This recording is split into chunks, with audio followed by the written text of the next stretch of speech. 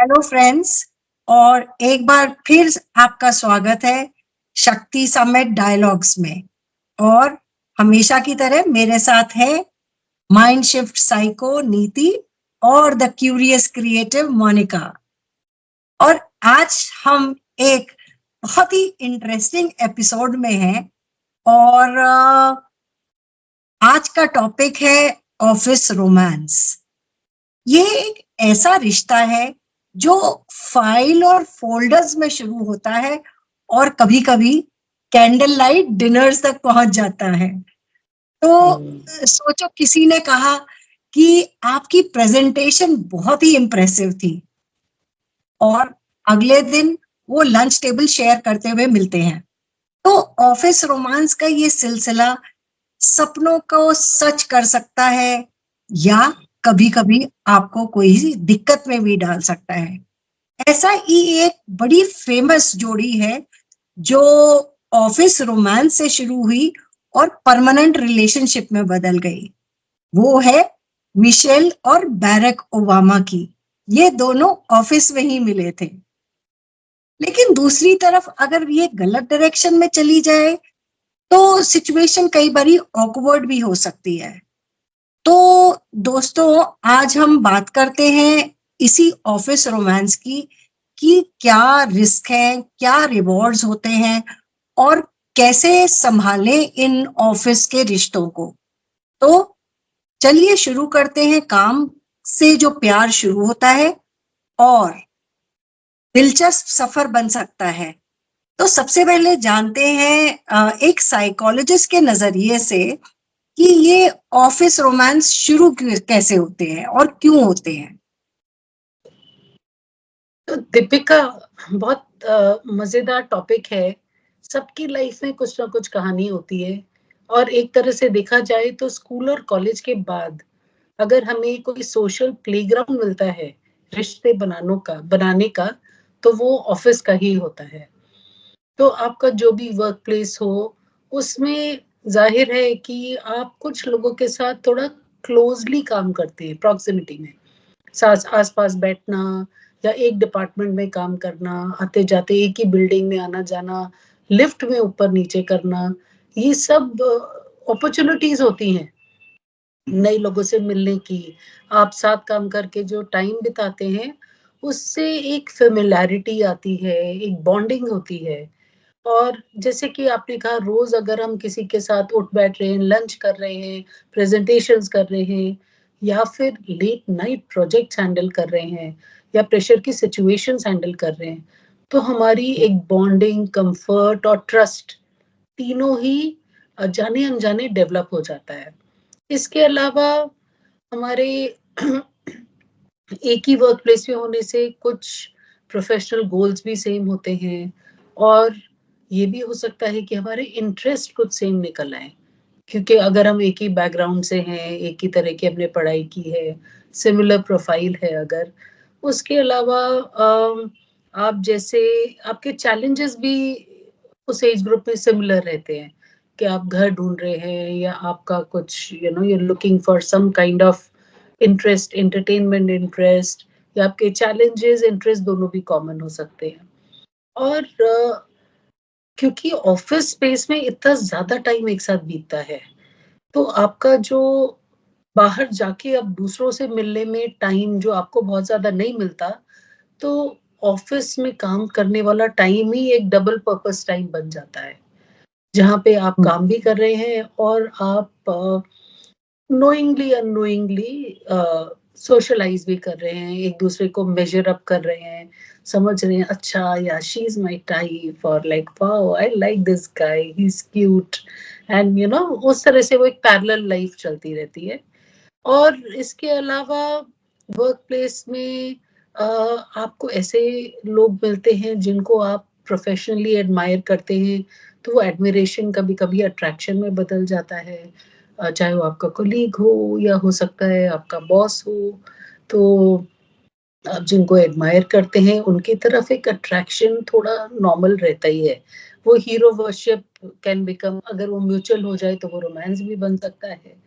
तो ले दे के मैं कहूँगी कि office spaces are a very fertile ground for romances.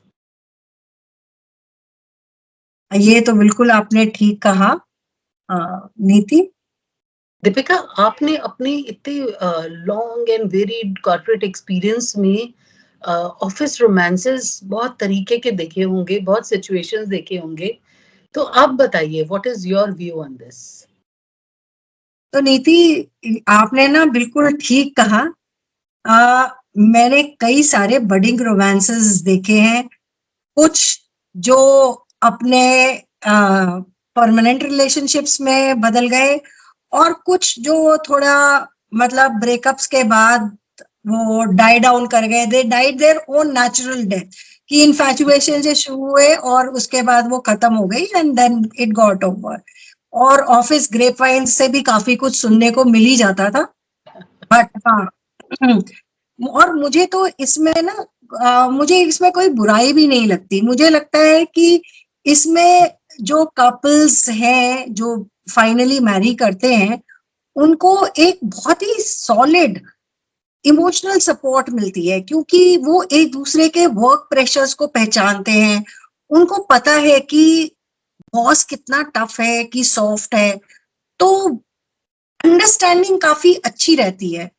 और कई बार मुझे लगता है कि इसमें प्रोडक्टिविटी और मोटिवेशन भी बढ़ जाती है, क्योंकि आप जब अपने साथ आप जिसको कोई एडमायर कर रहे हैं उसका, या आप लाइक करते हैं, अगर उसकी प्रोडक्टिविटी अच्छी है, तो आप भी फील करते हैं that I should match to that guy और girl, so that I am in the good books, और वो फीलिंग्स जो है रेसिप्रोकेट हो। तो एक और चीज है कि ये लॉन्ग टर्म रिलेशनशिप्स तो बन ही सकती हैं, क्योंकि अगर आपका ट्यूनिंग सही बैठ जाती है तो आप फिर कंटिन्यू करते हो बियॉन्ड अपने ऑफिस आवर्स भी। और आजकल तो वीकली ऑफिस पार्टीज होती हैं जिसमें they give you a chance to interact on a social lines also. So मुझे लगता है कि ये बहुत ही अच्छी, माँ बाप के लिए भी अच्छा है कि उन्हें लड़का लड़की ढूंढना नहीं पड़ता, अंडरस्टैंडिंग है। तो अब लेकिन ये मेरी सोच है, और आई एम श्योर मोनिका अपने क्रिएटिव माइंड से कुछ और पर्सपेक्टिव भी देना चाहेंगी। तो Monica, we would love to hear another perspective on this. Right Deepika, आपने कितना सही बात बोली कि कितना कुछ अच्छा हो सकता है। और नीति की बात भी मुझे समझ में आई कि बड़ा ही परफेक्ट स्टॉर्म बना हुआ होता है ना ऑफिस में। वो एकदम इंटेंस इमोशंस, बड़ी सब कुछ चल रहा है, और उसमें जब आप किसी के साथ कनेक्ट करते हैं तो लगता है स्पार्क्स हैं, कुछ स्पेशल है। लेकिन ये जो स्पार्क्स है ना, ये आग भी लगा सकते हैं। तो मैं नेगेटिविटी की बात नहीं करूंगी, लेकिन जैसे आग को भी आप कंट्रोल करके इंसान ने कितना कुछ अचीव कर लिया है, उसी तरह से उन स्पार्क्स को हम मैनेज कैसे करें। तो अगर आप सीनियर मैनेजमेंट के पॉइंट ऑफ व्यू से देखें तो ज्यादातर सीनियर मैनेजमेंट फ्राउन करते हैं ऑफिस रोमांसेस पे। उनको कुछ ये आइडिया खास जमता नहीं है। तो वो क्यों है ऐसा? उसकी, जब तक वो ऑफिस रोमांस प्लेजेंट है, अच्छा है, हैप्पी है, जब तक वो दो लोगों के बीच में सीमित है, तब तक वो एक तरह से एक अच्छा पॉजिटिविटी का एनवायरनमेंट क्रिएट कर सकता है एक दूसरे को। लेकिन ये किसने कहा कि रोमांस हमेशा पॉजिटिव और प्लेजेंट ही होता है? रोमांस में होता है तकलीफ, दर्द, हार्टबर्न, जेलसीज, खिंचाव, झगड़े, टैंट्रम्स, लंबे लंबे फोन कॉल्स, और पेरेंट्स की एक दूसरे के बारे में कुछ बात करना। अब इसमें आप ऐड कर दीजिए और मसाला, इतने सारे कोलीग्स जो भाई, जिसमें पोटेंशियल जेलसीज भी हो सकती हैं, जिसमें कितना कुछ हो सकता है। और फिर उस पे आप ऐड कर दीजिए ऑफिस की हायरार्कीज, कि कोई सीनियर में है, कोई जूनियर है। सीनियर अगर लाइक अगर if the man is senior तो यू आर स्लीपिंग अप। अगर if it's a woman who is senior, you are sucking up. So it's like what is going on? So इस तरह के जो मैं कह रही हूँ वो ये है कि एक तो प्रोडक्टिविटी बैठ सकती है अगर ये जो टाइट रोप वॉकिंग में कोई भी जरा हिला डोला गड़बड़ाया। दूसरा, प्रोडक्टिविटी बैठ जाएगी अगर पूरा जो एनवायरनमेंट है, जो सारे कोलीग्स का जो क्या बोलेंगे आप उसको, the moral of the company, the culture of the company, the culture of the organisation, वो सब हो जाएगा। फिर potential for what is that gender discrimination और ये office romances when they go bad तो सेक्सुअल मिसकंडक्ट का वो खुल सकता है पिटारा। तो इसलिए वाइल जब सब कुछ अच्छा है, पिंक कलर के अपने रोज कलर ग्लासेस लगा लिए तो सब कुछ अच्छा हो सकता है। और जैसा आपने बताया, मैंने भी बहुत सारे ऑफिस रोमांसेस को मैरिजेस में कन्वर्ट होते हुए भी देखा है। तो वहां का एक मैं एग्जांपल आपको बताऊंगी कि मेरे एक फ्रेंड ने शेयर किया था मेरे साथ कि उसका ऑफिस रोमांस था। उसने जब शादी की तो उसके बाद भी वो लोग उसी कंपनी में काम करते रहे। तो पहले तो वो दोनों अलग अलग डिपार्टमेंट्स में थे जब उनका रोमांस चल रहा था, और फिर बाद में वो डिपार्टमेंट्स मर्ज हो गए and the woman became his colleague first, so they were at the same. Now, when they had to access office resources, अगर वो दोनों colleagues होते ना, parallel ही केवल colleagues होते, तो office resources को access करने में it would be कि अच्छा हाँ ठीक है, एक बार तुम पहले ले लो, दूसरी बार मैं पहले ले लूं उस particular लेकिन जब इन लोगों की शादी हो गई तब the woman was like, मैं ले लूं तुमसे पहले, please, pretty please. And then what happened? वो pretty please वो उसको resources एक बार हुआ, दूसरी बार हुआ, तीसरी बार हुआ, तब तक ठीक था। But then later on the man started to notice कि उसकी productivity सफर कर रही है, और किसी मीटिंग में ये हुआ कि why तुम्हारी डिलीवरी अर्ली क्यों नहीं है, ऑन टाइम क्यों नहीं है, इसकी तुम्हारी वाइफ की तो ऑन टाइम है। तो वो कॉम्पिटिटिवनेस आ गई। So you understand कि human nature ही है, और of workplace and personal life अगर अलग रहें तो ठीक है। अरे बाद में तो इन लोगों का ये भी हुआ कि he became the boss, और फिर और नए ड्रामे शुरू हो गए। Ultimately one of them I think they had to move out, उनको कोई और कंपनी ज्वाइन करनी पड़ी। So positives हैं, लेकिन you are playing with fire is. तो मेरा जो पर्सपेक्टिव ये है कि प्रोडक्टिविटी पे असर पड़ता है, ऑफिस पॉलिटिक्स, कॉर्पोरेट कल्चर और कॉन्फ्लिक्ट ऑफ इंटरेस्ट, ये तीन चीजें इनका चैलेंज आता है। इसी वजह से ज्यादातर ऑर्गेनाइजेशंस पॉलिसीज बनाकर चलते हैं कि ये लीगली अलाउड नहीं है। और मैं एक कंपनी में जहाँ पे मैंने काम किया था, देवर बड़ा एक लंबा केस चला था of somebody who because of the office romance।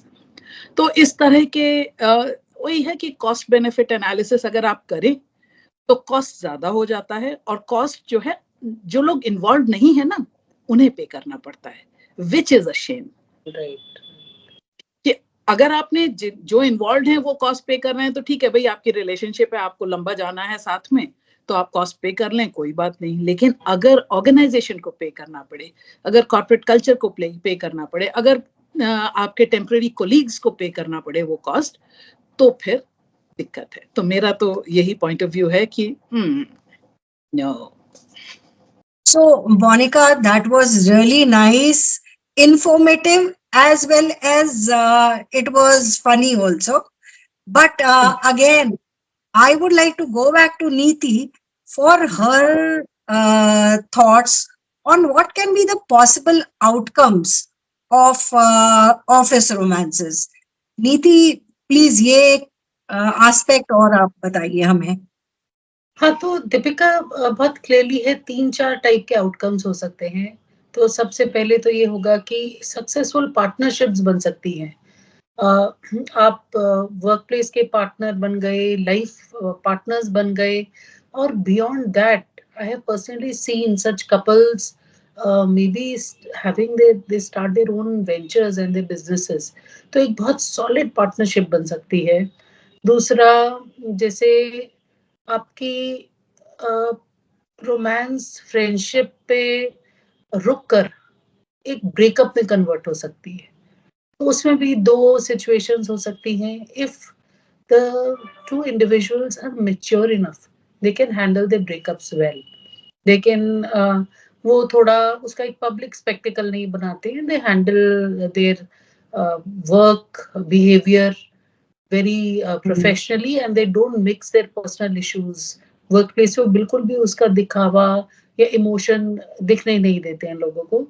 और उसके अलावा ऐसा भी होता है कि कुछ लोगों के लिए एक बड़ा करियर रिस्क वाला सिचुएशन बन जाता है कि रोमांस तो शुरू हो गया, लेकिन पार्टनर्स की आपस में थोड़ा कॉम्पिटिटिवनेस आ गई है, या फिर किसी को जैसे प्रमोशन मिलने वाला है, दूसरे को शायद शादी करनी है तो वो जॉब छोड़ना पड़ रहा है, तो फिर उनकी individual ambitions come in conflict, और उससे भी बात बिगड़ सकती है। और लास्टली ये भी हो सकता है कि उसके अलावा वर्क प्लेस पे एनवायरनमेंट के चेंजेस आप कैसे आपको डील करने पड़ते हैं। जैसे आपके कलीग्स हैं, मतलब आप दो पार्टनर जरूर होंगे, but you have to deal with many other people. आपके उनके साथ किस तरह के रिलेशनशिप बन जाते हैं because of your romance. It could be good, it could be bad, but उनके साथ आपको उनका सपोर्ट चाहिए काम करने के लिए, so that may get affected both positively और negatively। और एक जो सबसे खराब आउटकम ये हो सकता है कि बड़ा नेगेटिव टॉक्सिक एनवायरनमेंट हो जाए आपकी वजह से टीम के अंदर, जो कोई नहीं चाहेगा, बट अगर हो गया तो फिर आपके लिए वो एक अच्छा आउटकम नहीं है। बिल्कुल ठीक कहा नीति आपने।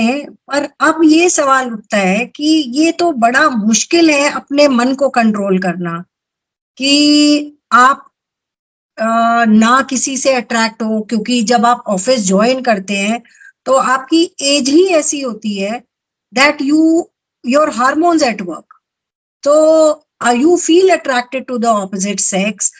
और अगर आप ना चाहते हुए भी ऐसे किसी सिचुएशन में पड़ जाते हैं, तो मोनिका एक बार फिर आपके पास कि क्या किया जाए। अगर मन की बात है, आप दिमाग से तो सोच रहे हैं कि नहीं पढ़ना चाहिए, बट अगर दोनों को वे करके कई बारी आपका दिल आउटवेज योर हार्ट, ज्यादा आपका जोर पकड़ के काम कर लेता है, तो ऐसी सिचुएशन में क्या किया? राइट, अगर हो ही जाए, दिल आ ही जाए किसी के ऊपर, तो क्या करें भाई। दिल आने से पहले अपनी कंपनी की HR पॉलिसीज को अच्छी तरह से समझ लें और अपने मन में उतार लें, जिससे कि आपका प्रोफेशनल डैमेज ना हो कोई। आपका रिलेशनशिप बन गई और आपका प्रोफेशनली आपके करियर को सेटबैक लग गया, तो वो भी ठीक नहीं है।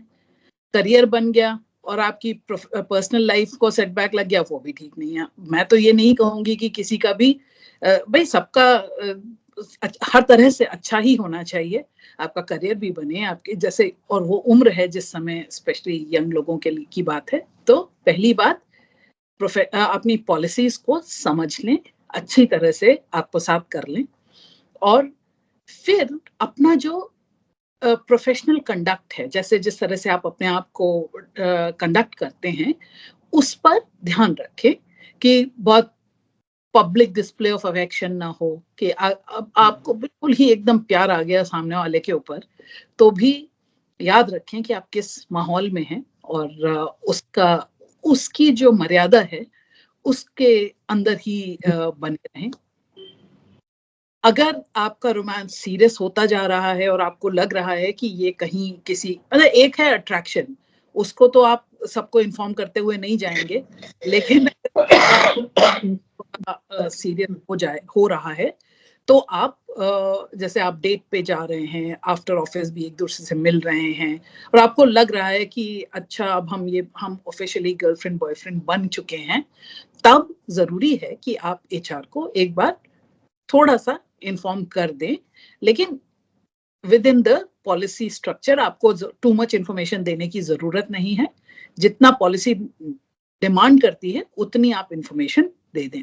और क्योंकि वो आप अपने कोलीग के साथ बात कर रहे हैं, के साथ रोमांस में हैं, तो उसने भी पॉलिसीज पढ़ी हैं, तो आपस में बात कर लें कि भाई अगर ब्रेकअप हो गया तो क्या करेंगे, किस तरह से अपने आप को हैंडल करेंगे, किस तरह से इस को नेविगेट करेंगे, क्योंकि ये रिस्क है। अगर रिस्क है तो आप उस रिस्क को मिटिगेट करने का एक प्रोफेशनल तरीका भी अपने डिस्कशंस में ला सकते हैं। तो मैं यही 4 चीजें हैं, पॉलिसीज को समझें, अपने आप को हमेशा प्रोफेशनल कंडक्ट में रखें जब तक आप ऑफिस के अंदर हैं। अगर जरूरत पड़े तो ट्रांसपेरेंटली इन्फॉर्म करें, लेकिन टू मच इंफॉर्मेशन किसी को देने की भी जरूरत नहीं है, और बैकअप प्लान अपना हमेशा क्लियर रखें। तो I think that's a sensible 4-point agenda to have. Thanks Monica. और तो ऑफिस रोमांसेस का आउटकम डिपेंड करता है कि आप उसे कैसे हैंडल करते हैं। ये एक एक्साइटिंग अपॉर्चुनिटी भी हो सकती है और एक रिस्की वेंचर भी। तो आपका क्या ओपिनियन है, क्या ऑफिस रोमांसेस करना एक गुड आइडिया है या इसको अवॉइड करना चाहिए? सो अपने थॉट्स हमेशा की तरह हमें कमेंट बॉक्स में जरूर लिख के बताइएगा, और please comment, share, subscribe and like our podcast. And till we meet next time, bye from Team Shakti Summits. Bye-bye.